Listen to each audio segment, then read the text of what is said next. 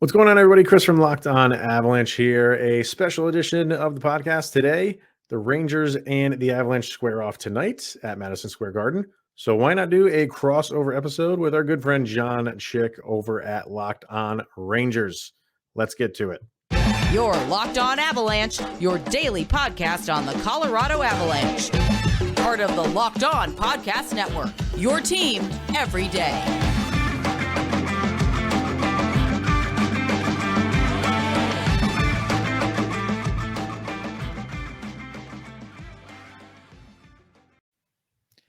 All right, welcome back, Ranger fans and Avalanche fans. Got a very special crossover edition for you guys here today. This is Jon Chik with Locked On New York Rangers, joined by Chris Maselli and Kyle Sullivan of Locked On Colorado Avalanche. And guys, might as well just jump right into it here. Both our teams 3-2-1 to start the season. A little bit of a mixed bag for the Rangers. As far as the Avalanche are concerned, I mean, how are you guys feeling so far as you begin your quest to, from your perspective, hopefully defend the Stanley Cup here? For me, this kind of the start to the season that I thought the Avalanche would have, just because it's kind of what I'm used to when it comes to Colorado Avalanche. They kind of come out of the gates a little bit up and down, just kind of getting their feet wet, getting their legs, and it's pretty much what we've gotten. Like the first game against Chicago, I think emotions were high. They raised the banner, and then you're playing a team that we're not expecting much out of Chicago this year, so they looked good there. Followed up the very next day against Calgary, a tough back-to-back, but every team has to deal with them. Didn't look the best there, but didn't look horrible. And as the season's gone on, you've gotten that. You've gotten some really good games followed by and you feel like that's the point of the season as early as it is like, okay, like we've overcome that early season rust.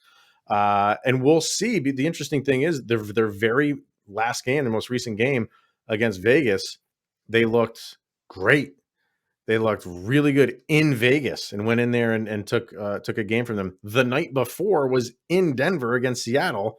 It was a different story. Like, I don't think they played a particularly bad game against Seattle, but they lost, and that's a game you would expect them to win. So I don't know, John. I don't know what team you're going to get when they play the Rangers, just because that's where we are in the season. It's too early to kind of find your footing for them, as a lot of teams are kind of dealing with that stuff. Yeah, and to echo Chris's point, this is exactly what you expect with the Colorado Avalanche, especially with how they came out last year. They had a worse start last year. We started the year hurt last year. We're doing the same this year with Landeskog and Darren Helm. You're getting games that you think you're going to win, and they let down, kind of play to their opponent. And then they surprise you against games like Vegas, like Chris mentioned.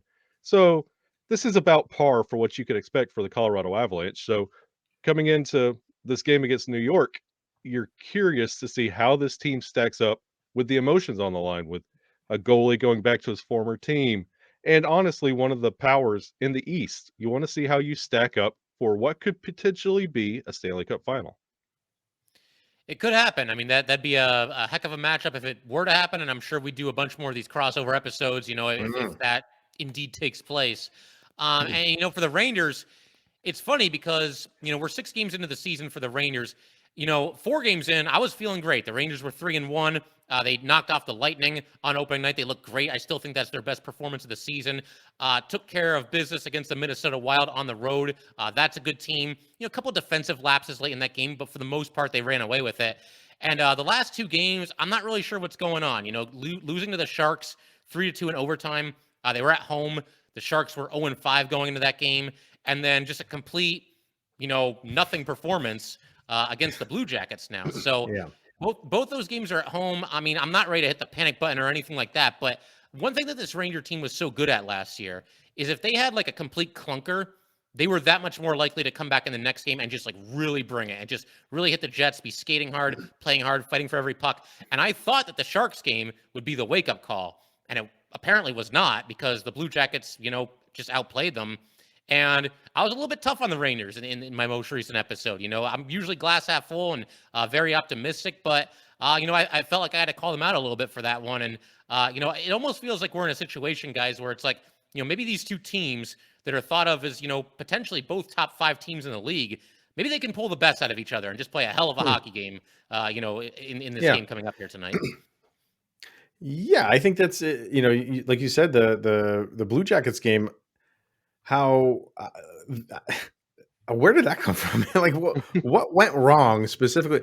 Because I didn't really get to watch a lot of that game, and when I look, I'm not kidding you. When I looked at the score, I'm like, oh, the Rangers won that 5-1. It's like, oh no, that was the other way around. So I did, I really watched was kind of like the highlights that they put up on YouTube, but what went wrong, and is it anything that's concerning going forward, or was that just one of those games that you don't have it? That's going to happen a couple times during the season.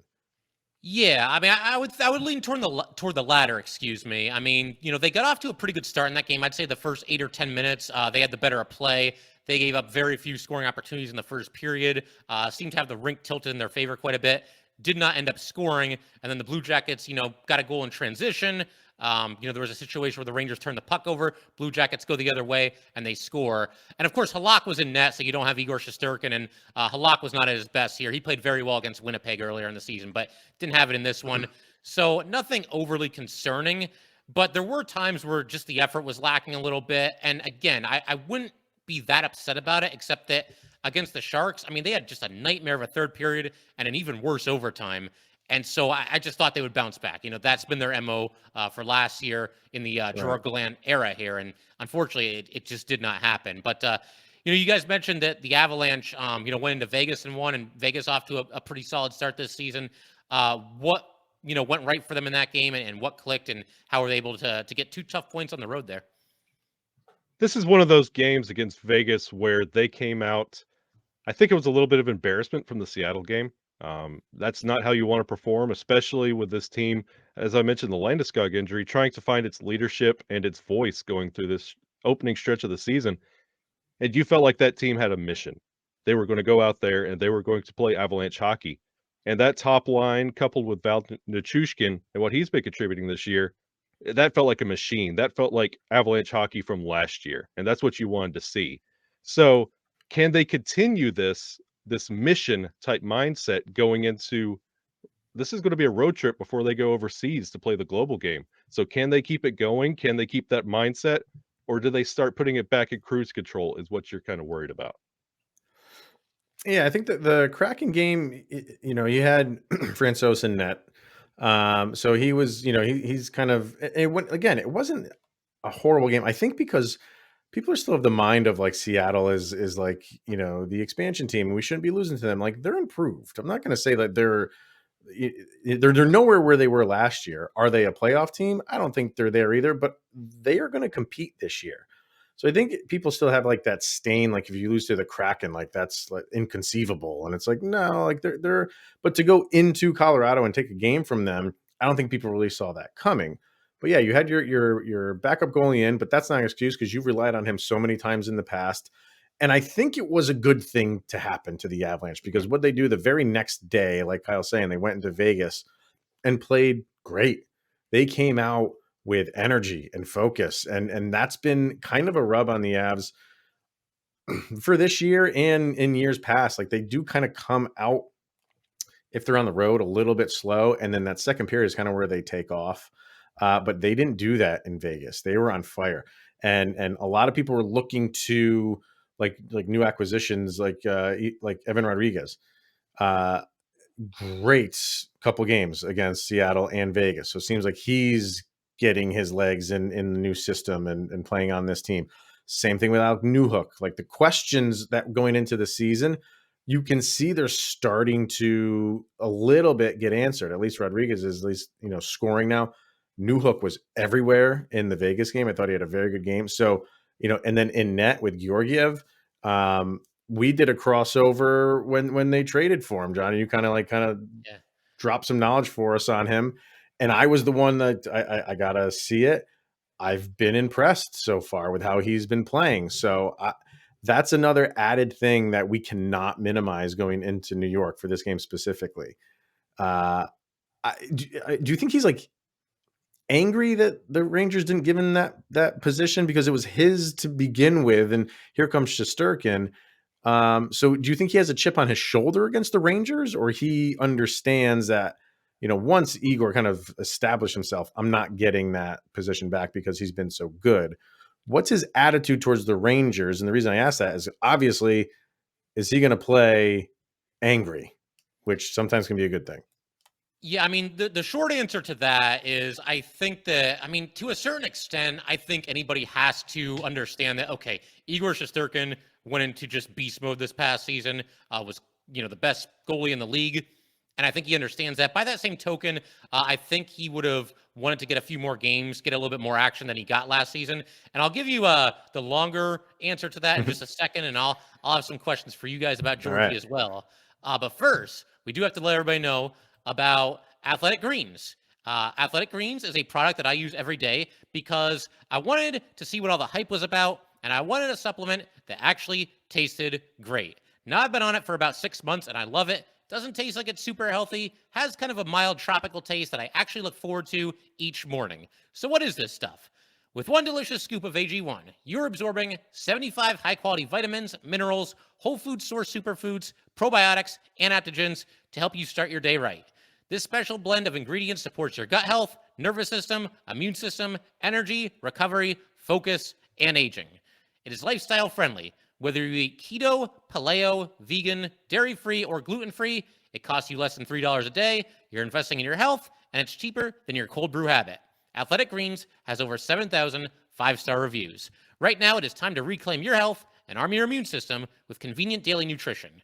Just one scoop and a cup of water every day. That's it. No need for a million different pills and supplements to look out for your health.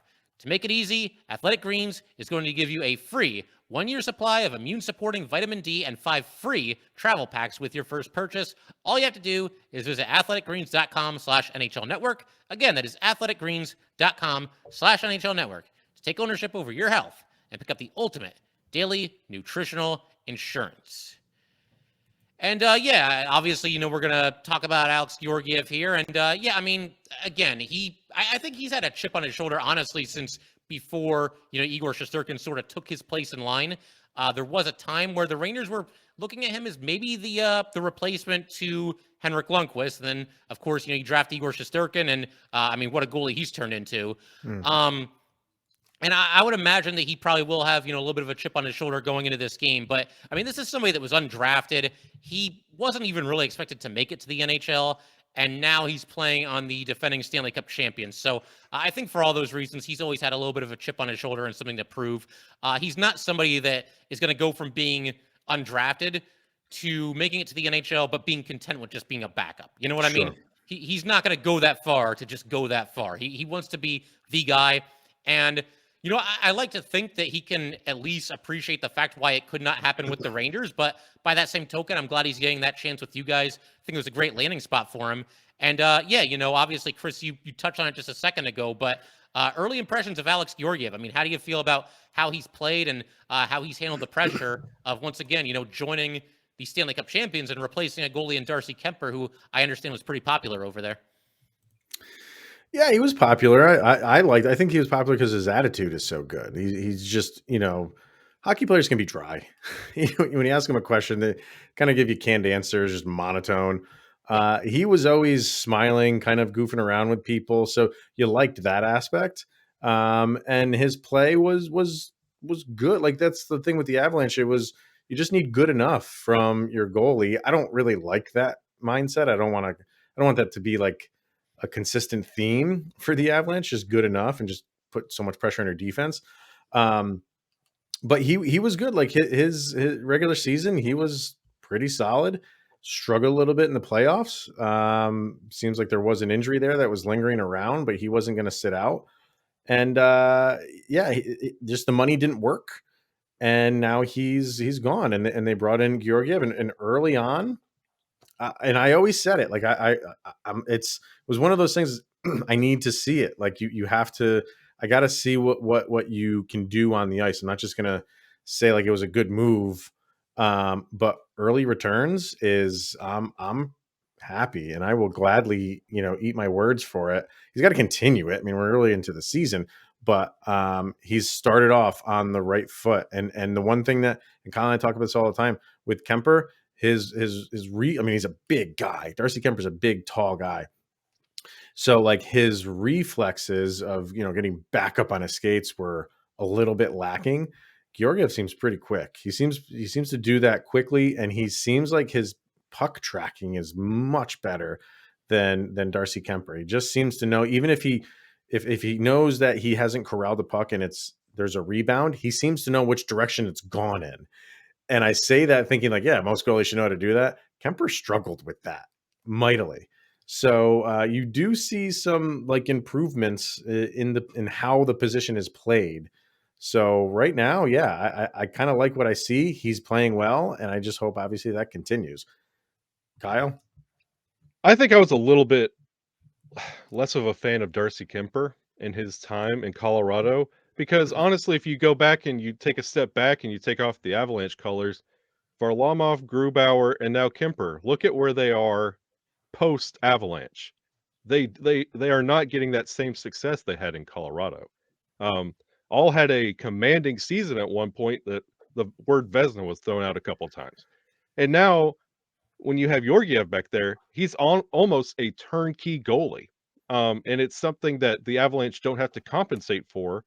And just like a bare minimum, like C plus B plus goalie that you don't have to compensate for is so refreshing, where he's not playing outside the trapezoid or really playing pucks almost to the blue line, where he's in his net, got really good reflexes, good shot tracking, good rebound control, where you really don't have to overcompensate. And you can look and you're like, that's a pretty good goalie. You don't have to Yeah. do a lot. It's refreshing for Avalanche fans to see, and this defense is starting to trust him a little bit more. And you can see that synergy between the two. Mm. Yeah, I saw a quote from Georgiev. I think it was pretty early in the season. It might have even been before the season started, but he was asked about something about like, oh, what do you think about having to learn this new system with the Avalanche? And he said something along the lines of, yeah, my system is I have to stop the puck, which is kind of Yeah. kind of funny. Right. And I don't know if he was like trying to be funny there, or if that was just like a dead honest answer. I mean, he tends to be a little bit on the quiet side, but that sounds like it's kind of in contrast to Kemper. You guys mentioned Yeah. that he liked to joke around a little bit. How about the fan base? Are they warming up to him? Do they feel like it's an improvement, or just any idea as far as the pulse of Avalanche fans on the Georgiev pickup? Yeah, I think honestly, when it comes to Avalanche fans, like you could watch Twitter just blowing up every great save, especially, and it's amplified by Kemper and what he's doing in Washington. It's almost like you could easily point, see what we left behind, and you could point to Georgiev and a great goal or a great rebound control. It almost overinflates his stock just a little bit. So Avalanche fans are kind of at a point of overreacting to his play, which is understandable, but they are really enjoying his play so far. And when Frankie goes out there and doesn't have the greatest game, it also amplifies Georgiev. So he's getting a little bit of a overinflation just because of the points I said. Like he could come in and do his job and he does it well. That's refreshing for Avalanche fans. Yeah, I think I wouldn't go as far as people are happy with him, obviously, but I think Avalanche fans are just used to turnover at the goalie position right now. With you've had 3 years, you've had three different goalies between Grubauer, Kemper, and now Georgiev. I think Avalanche fans are just, as far as the position goes, they're not attached to any like one goalie. They signed him for multiple years, so this might be your first goalie who's going to hang around for a couple years anyway. So I think as the season goes on, if he continues his play, if he can be the guy that steals games, if the defense isn't playing well and he's one of those guys that stands on his head, then the fan base will really be like, we got our guy. But I think just right now, they're so enamored with Cale Makar and Nathan McKinnon and those superstar players that they have.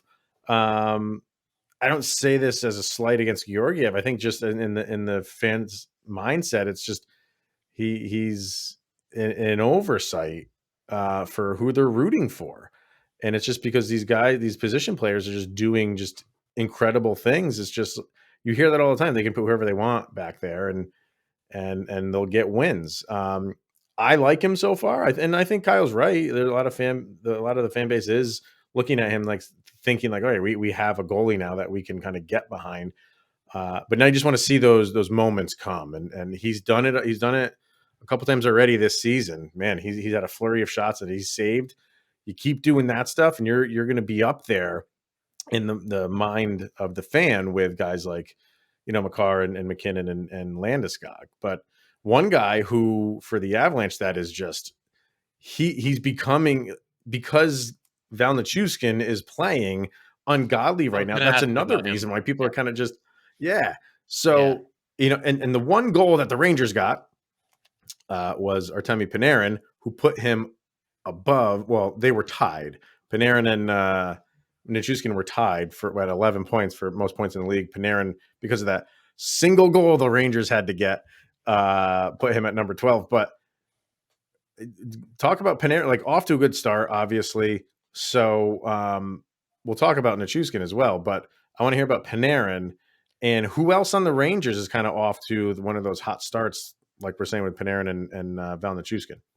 Yeah, I mean Panarin's been awesome. He was really tough on himself after his performance in the playoffs last year, and there were too many times in the playoffs where he would just have a turnover kind of out of nowhere. He would just kind of lose control of the puck and give it away, or he would just try to make a blind pass to nobody, and then that would result into a turnover.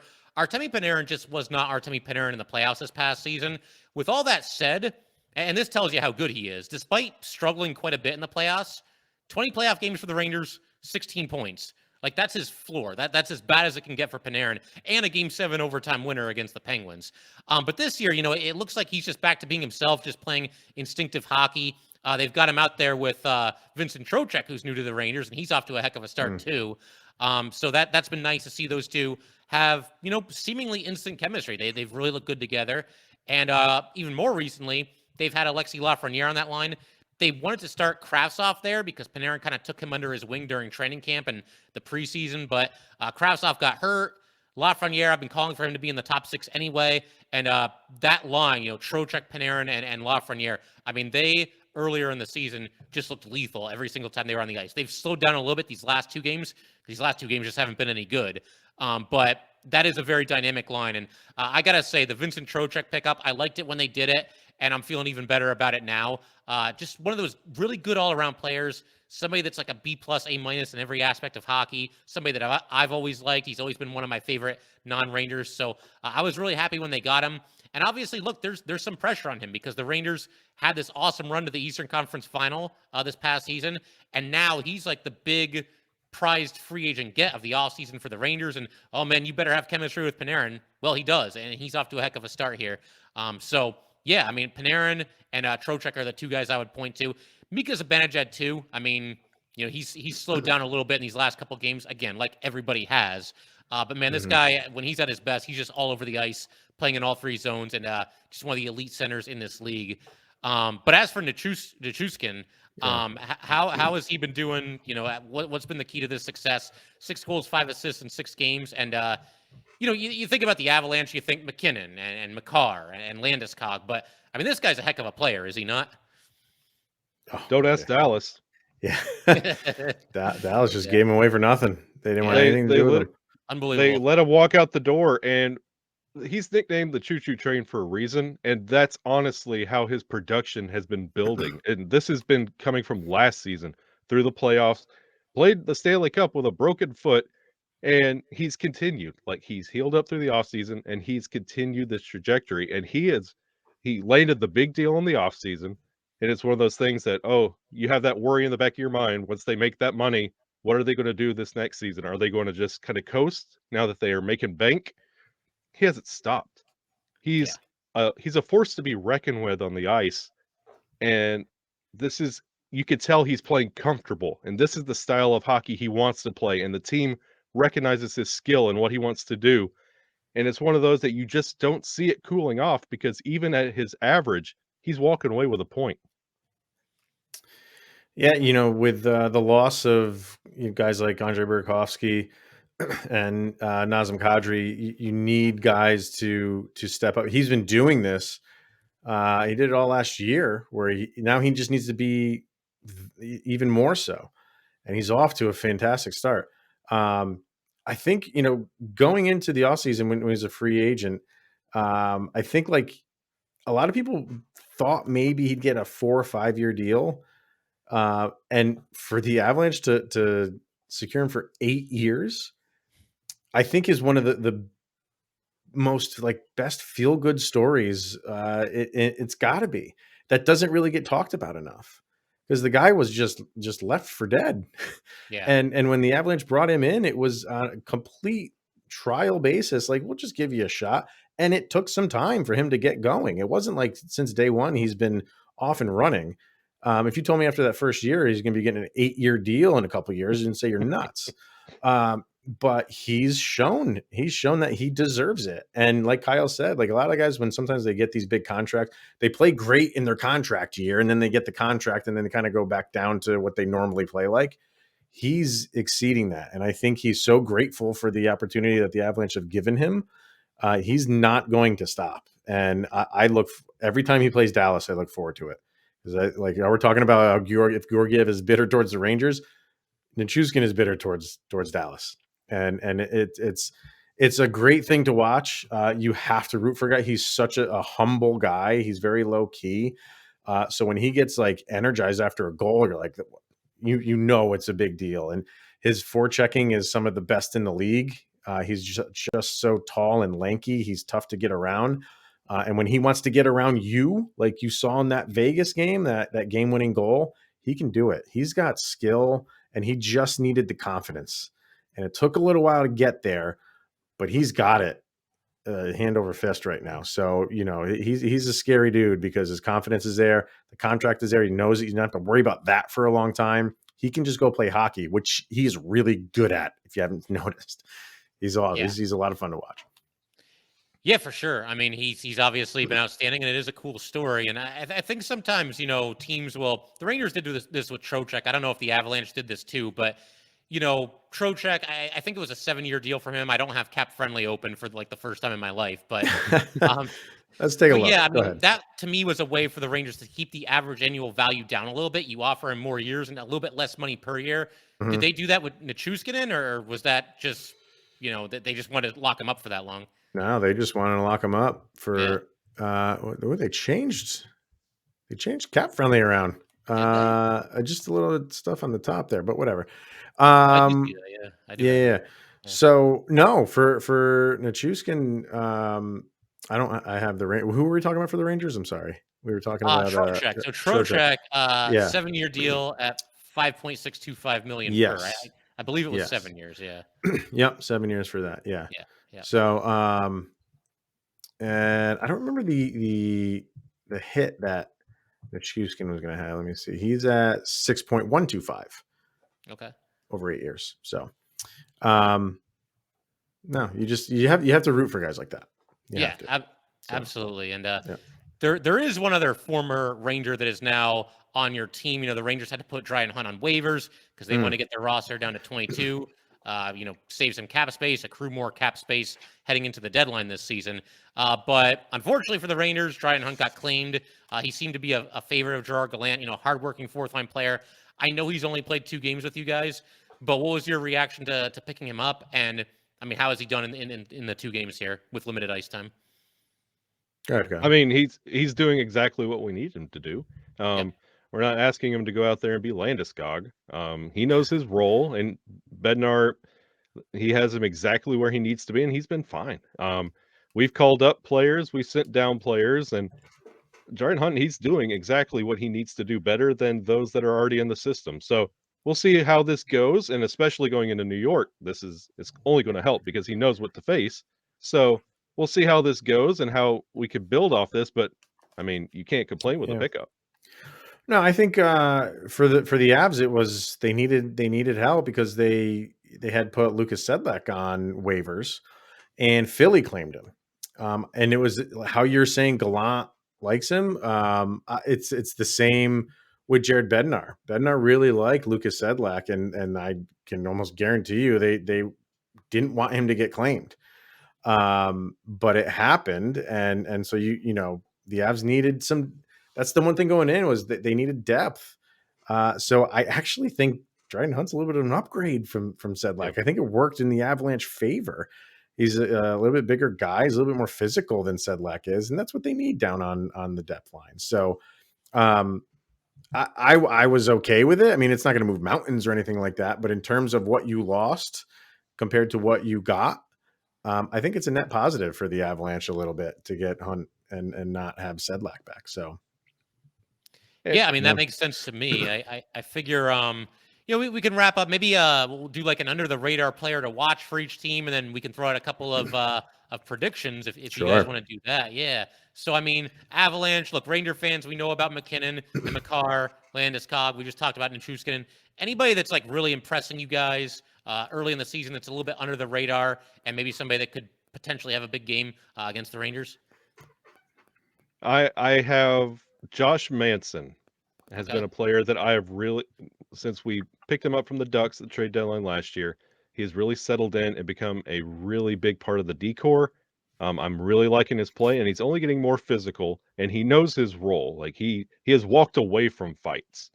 Like he knows exactly what he's out there to do and what he's bringing to the team. And in a game with Revo staring across the line at you, it's going to be somebody that you're going to look for. So Josh Manson, keep an eye on him, and throughout the year, honestly. I'll keep it on the D side too, and I'm sure Avalanche fans have definitely heard the name Bowen Byron. I'm sure New York Ranger fans have as well. But he's starting to like come into his own. Like this is like the Bo Byram that we knew that we've had. Just injuries last year kind of like got in the way. He's a scary player, and it's we always say it's a gluttony of riches for the Avalanche on defense. We said that not having guys like Josh Manson and just having like draft picks like like Bo Byram, just wanting to see him finally like get enough opportunity and kind of like put the injuries behind him, which always can creep up. You never know. But he's playing incredible, and it's carried over from the Stanley Cup. As far as time on ice, he had the highest time on ice on the team during the Stanley Cup, which is crazy. So now like he's gotten off to a fantastic start. He's healthy, he's fit. Like watch out for him because he's sneaky fast. He's got a great shot, and he plays really good defense. So I would say Bo Byram as well. What about for your blue shirts? Yeah, so I mean, had he not gotten hurt in the last game, and he's going to be out for about a week, I might have said Philip Hedl. Hedl was part of the kid line that really kind of took off in the playoffs last year, and they've since broken up that line. The three of them are on three different lines. I mentioned Lafreniere with Panarin and Trocheck, and Kakko's been on the top line with Mika and Kreider. But what's been really impressive about Hedl is, he's been one of the most consistent Ranger forwards in terms of effort and just having his legs under him every night, looking dangerous when he's on the ice, playing a little bit more physical this year as well. Again, just a lot of consistency coming from Philip Hedl, and somebody that's looking like he might be about to take that next step. With him out of the lineup, though, and, the other thing that was really impressive about him is, he's playing with different wingers every single night, and he's still going out there and looking good no matter who's with him. But with him out of the lineup, I'm going to go with a little bit of a curveball here, and I'm going to say Barclay Goodrow. He's not known as like an offensive juggernaut, obviously, but I just feel like he's due.